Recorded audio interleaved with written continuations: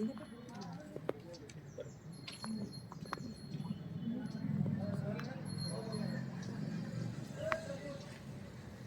अंगद सोपानराव डापकर। मी आज तिसरा दिवस आहे माझ्या उपोषणाचा।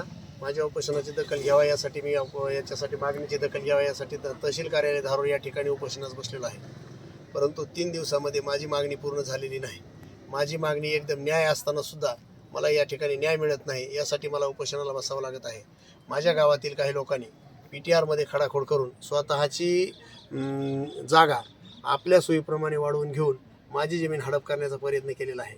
त्यासाठी कुठल्याही प्रकारचं त्यांनी दानपत्र, खरेदी खत कुठलंही काही न घेता फक्त ग्रामसेवक त्यांची पाहुणे असल्यामुळं त्यांच्याशी संगनमत करून अगदी PTR वाढवलेला आहे व माझी जमीन हडप करण्याचा त्यांनी प्रयत्न केलेला आहे। त्याच्यासाठी मी पाठपुरावा केला, त्याची पूर्ण चौकशी पण पूर्ण झाली। चौकशी होऊन 1 वर्ष पण झालेलं आहे, चौकशीचा अहवाल पण आलेला आहे, परंतु त्या अहवालाप्रमाणे कार्यवाही होत नाही आणि PTR पण दुरुस्त होत नाही।